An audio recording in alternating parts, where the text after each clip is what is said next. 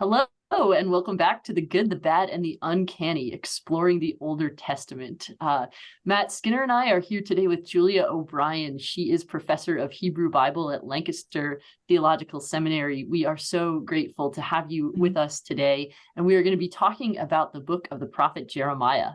This is the second of our major prophets, or of the second also of our latter prophets. We've had Isaiah for 2 weeks, and now we're jumping into Jeremiah, and excited to explore this prophet, get to understand how this book came together. And Julia, we're delighted to have you with us today. So thank you for being here. Thanks for the invitation. I'm really excited when folks really want to dig into the Bible and be honest and respectful and dig into it. So great. Wonderful. Well, let's start just with who with characterizing Jeremiah as a prophet. We've just had 2 weeks on Isaiah. When we turn to Jeremiah, who is this figure that we're going to find here? Who is this voice, and who is this character within this book? Well, the opening of the book sets Jeremiah in a very specific time period. I understand you guys have been looking at your biblical history. So the superscription, that piece that goes at the top of the book, sets Jeremiah in these very tumultuous, politically and militarily complicated years, right around the years right before the first invasion of the Neo-Babylonians, the first exile, and then ultimately the destruction of the temple and the forced deportation of the majority, or at least a larger number of folks that we call the Babylonian exiles. So one way to answer your question is that Jeremiah is a prophet of exile. He's presented in the book as a voice who's going to warn people about that, to announce that it's coming, explain why it's coming, and he's actually going to narrate. He shares some narration with the book of 2 Kings. He's going to actually show us it happening in just a little bit of time after the fall of Jerusalem. So if you ask some other people what the book of Jeremiah is like, what fascinates me is that in the church, we've often taken just a few passages from Jeremiah and talked about Jeremiah as a prophet of hope. That's a pretty selective reading, as we'll talk about as we go along. The book's much more complicated and heavy than that. One other thing that Jeremiah gets called is a weeping prophet, because perhaps more than many of the books that we have, Jeremiah will express his anger at God, his sadness. He's always complaining about something, and that's why maybe in our Christian tradition, the Book of Lamentations got attributed to Jeremiah, even though he probably didn't write it. But those are some of the ways in which Jeremiah is often talked about in religious circles. Okay, and this real sort of emotional range attached to it as well, the hope and lament. Because he doesn't just weep; he yells. I mean, this is an angry book in many ways. It's Jeremiah doesn't politely explain to people what they've done wrong. He rails, and even his name has given a word to the English language called the Jeremiad, which means like a screed against people, yelling at them.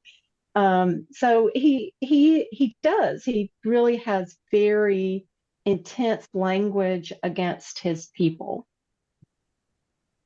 What's he angry about? Right. Or who is he angry at? He is angry. He's primarily angry at the king, right? The series of kings in Judah. So let's say in the 600s-ish, he's mad at them. And he's also mad at the people who have not behaved in ways that he believes would be living into the covenant that they've made with God. So his message, it's a very difficult one to hear and to know what to do with. So his message is kind of, it's a two-part thing, that God will punish Judah for its disobedience to the covenant by causing Jerusalem to fall to the Babylonians. He's not warning them, if you don't do it, this is what's going to happen. He's announcing this is getting ready to happen. And over again, he claims that the political leaders, the king, the court, they should submit to the Babylonian Empire. They shouldn't resist Babylonian control because, according to the book's perspective, it is God's intention to use the Babylonian to punish Judah for its sins. So one of the things Jeremiah is mad about kings is that they're trying to fight back against empire. This is a hard message to hear. Yeah. There's nothing they can do to escape it, not making other alliances, or even, I mean, has even the ship of repentance sailed at this point in Jeremiah's view? It's hard to know, because sometimes the language makes it sound like it's inevitable. Like, look, you made your bed, you're gonna lie in it. It's too late. But then every once in a while, Jeremiah will kind of come back and say, amend your ways and your doing, yet God might yet intervene. So there's always the chance for repentance. The Hebrew Bible is consistent throughout that God is merciful, compassionate, faithful, forgives. There is a forgiving God in the Old Testament, but Jeremiah doesn't talk about that as much as talking about preparing the people for the punishment that they deserve. Ouch. Yeah. Yeah, we're just going to sit with that for a minute. So that's, and the punishment is a particular kind of punishment, isn't it? It's exile. So it is forced migration into, if not slavery, something like it, for people who are relatively well-to-do in Judah. So, I mean, it's the humiliation that's attached to the political defeat and the religious defeat and the sheer agony and brutality of what happens to them. I mean, how do we, and there's a lot of exile language in theology. A lot of exile language pops up during Advent. Are we just trying to put some gloss on something? Or are we trying to decorate something that's really just awful in every way? Or like, what's theological about exile, I guess, according to Jeremiah? Or is it just meant to be brute humiliation and punishment? I think you've picked up on something really important, Matt, that anytime a Christian or a Jewish reader too, anytime that we're trying to find a meaning for us past the historical events of a book, we're always going, almost necessarily, we're going to have to find analogy. We're going to have to find some meaning that is related to, but somehow different than the book itself. One of the dangers, though, that I think you put your finger on is that too often when we do that, we turn exile into a theological mode that, in Advent, we sing those, we sing this hymns, O come, Emmanuel, who, and ransom captive Israel that mourns in lowly exile here.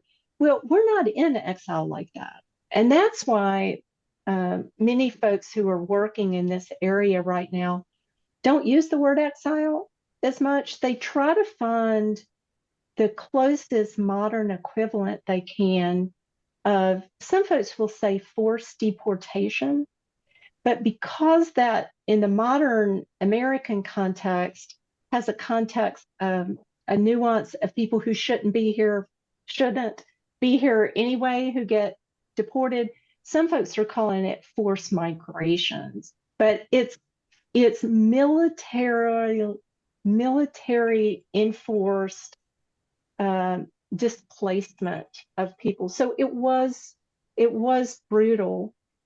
And we actually have some documents that are being continued to be published right now. There's a lot of recent work going on about what was life like for some of those folks that were taken, forcibly migrated, displaced to the Nippur region in Babylon, and what was life like for them there.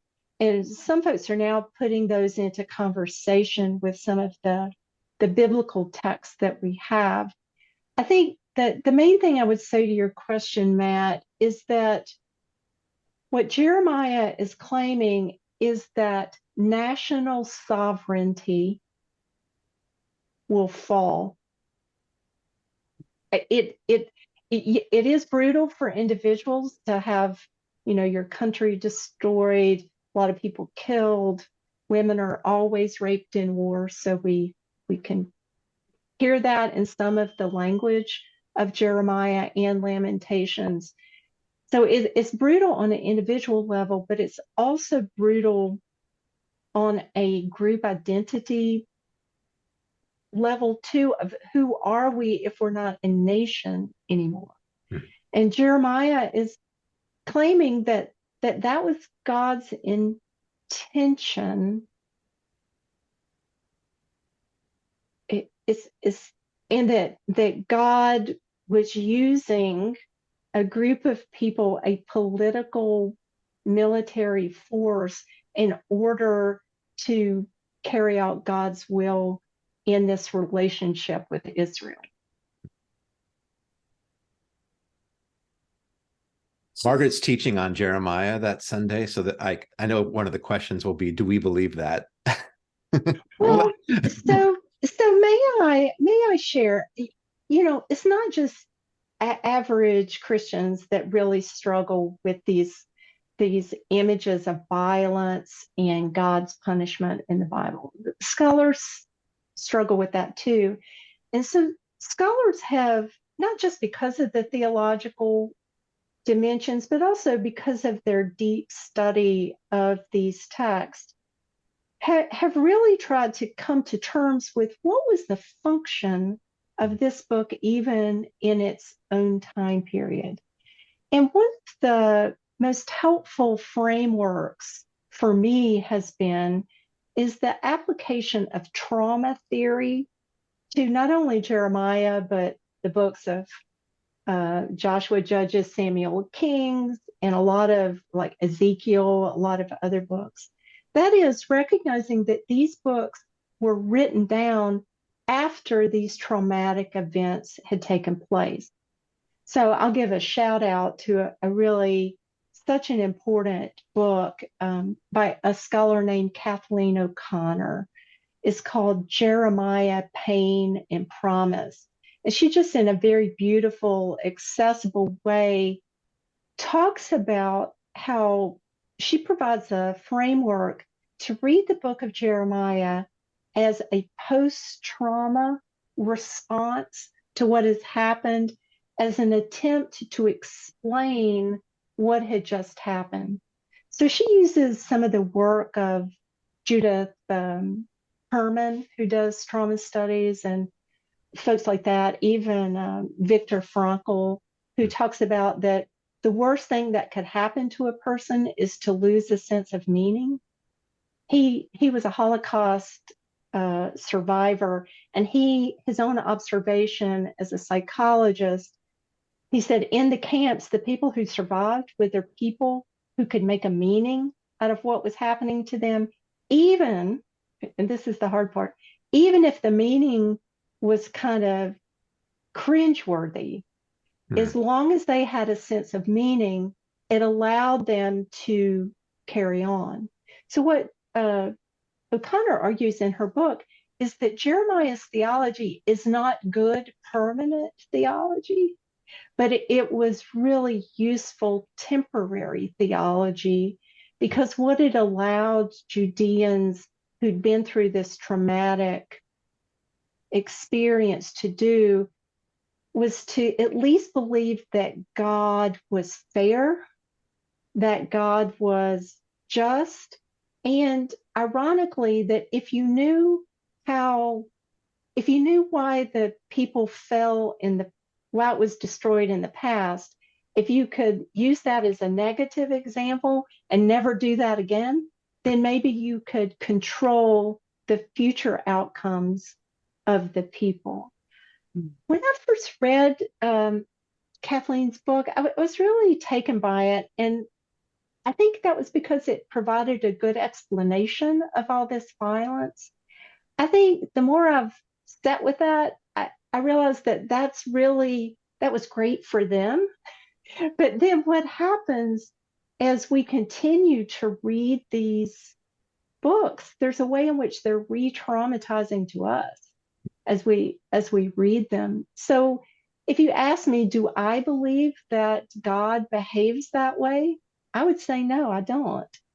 That's not my own understanding of who God is, but I can appreciate the book of Jeremiah's attempt to kind of process that, and his courage to claim that nations are not God's. You know, for him, as close as Jerusalem and God were in if you read the book of 2 Samuel, God's promising to be in Jerusalem with his Davidic king. And what this says is God cares about things more than a Davidic king and a temple in Jerusalem, because that God's sense of justice and God's call to the people to do the right thing is more important than their national sovereignty. Yeah. That's a hard word to hear in the present too. It is. Yeah. No, this is helpful. I mean, as you were talking about that sort of theology of trauma, I was reminded of something that I was taught to ask as a CPE student in training for ministry, which was not to evaluate the person's theology of whether it was good or bad, but the question was, does their theology support their well-being? What is the context of this person? And what I'm hearing you say is a part of this is sort of a restoration of some sense of agency or control. Knowing how the world works will help you navigate it in the future, even if it led to this, or your understanding of how it worked led to this traumatic event in the past. I'm also so that's helpful for me to hear that kind of framed up that way. I'm thinking about this question of God caring about something more than just that there is a king of the Davidic lineage on the throne in Jerusalem. And thinking, sort of tracing back where we've seen this before, that this sort of the covenant applies not just to the people but the king, and also not just to the king but to the people, right? I'm thinking about when the Davidic kingship is even portrayed as being set up in 1 Samuel, and the speeches of the prophet Samuel that are about the king's obedience to the covenant and the people's obedience to the covenant. How does Jeremiah conceive of covenant? And I know some prophets seem very interested in faithfulness to God as a sort of worship practice, having to do, set against the worship of idols. Some prophets seem more, and I know this is just sort of important modern distinctions between worship and sort of morality, but some prophets seem very concerned with what we consider sort of justice aspects of how the poor and vulnerable are treated. Where is Jeremiah in terms of his concerns of what constitutes covenant fidelity and infidelity? I think it would be hard to find any prophetic book that doesn't rail against idolatry. So I think, I'll underscore what you just said there, Margaret, that these distinctions between ritual and ethics is irrelevant for the Hebrew Bible in general, and is irrelevant for the prophets. And at the same time, it is true that different prophets tend to talk about certain things more than others. So Ezekiel talks a lot about the terrible worship practices that people have, as well as that they mistreat the poor. Jeremiah does, I think, more than Ezekiel anyway, does talk about what we might call ethical concerns or moral concerns about treatment of the poor, but not to the degree that Micah and Amos do in that way.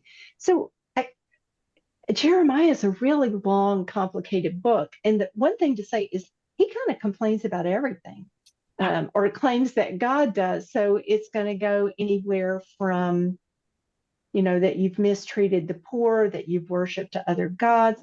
He also complains that Judah, the nation, has made alliances with other nations instead of trusting in God alone. And he uses some very salacious imagery to describe the unfaithfulness of Judah in doing that. In the early chapters of Jeremiah, the nation is described like a camel in heat that is sniffing around looking for folks. And Jeremiah has a lot of very, in my reading, very misogynist language in comparing unfaithfulness to the activities of a woman. And Jeremiah is not alone in that. The prophets tend to do that unfaithfulness is compared to prostitution. And, if we can say such things, kind of being slutty, it's not just that you're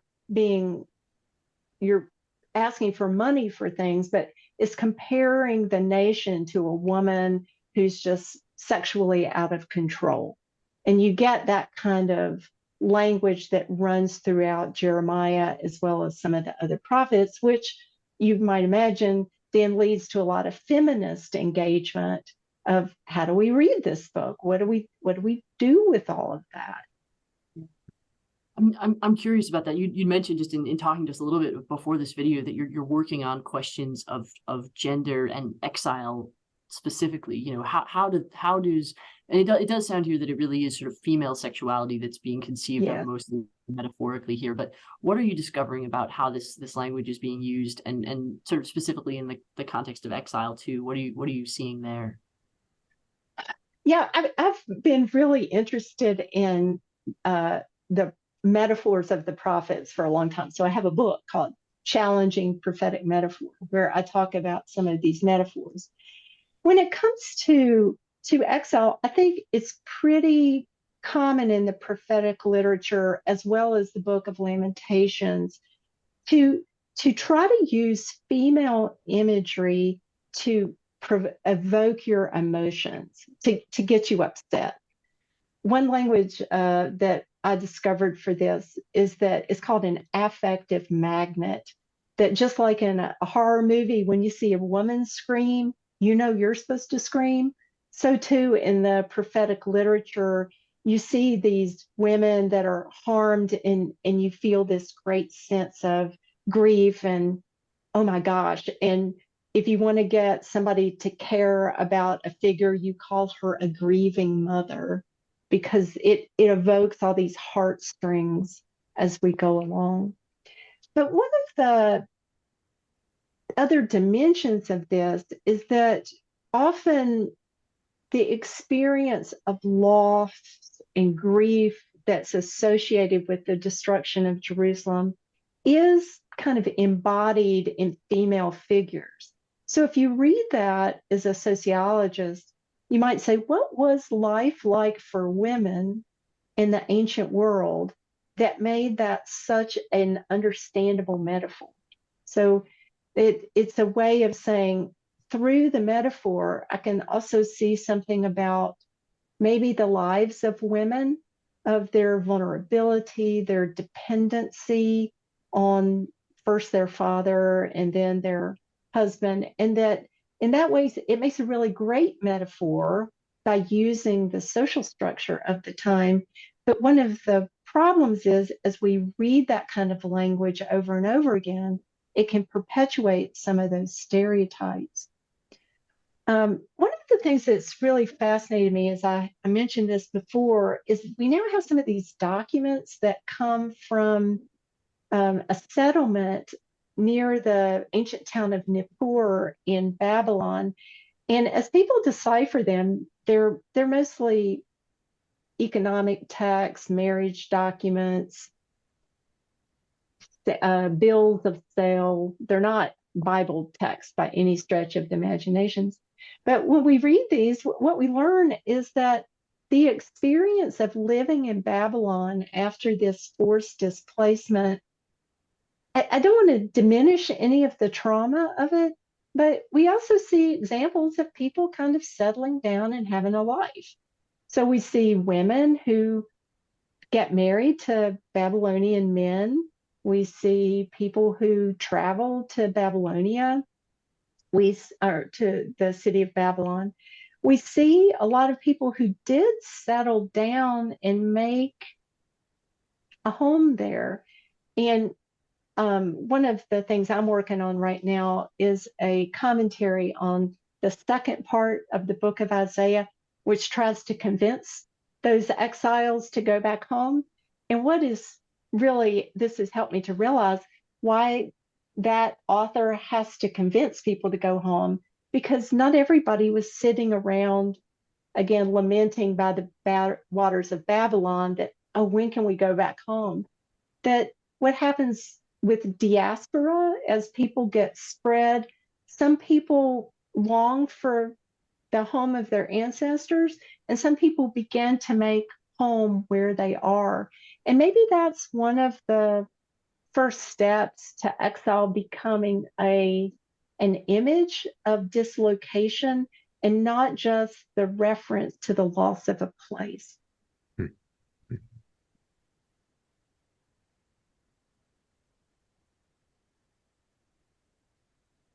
Matt, I've taken up a lot of airtime here. I've got more questions, but why don't you go ahead? Yeah, okay. I like the trajectory you're on. So yes, well, I'm actually, so I want to ask that question about exile specifically with Jeremiah's voice of what is his advice or sort of recommendation for this. I mean, I think this is some of the place where we'll get to those most familiar passages if you're seeing Jeremiah primarily as a prophet of hopefulness, right? If you're reading a little selection, but what does he say to the people about, he warns that this is coming, and what does he say to them about how to live this experience?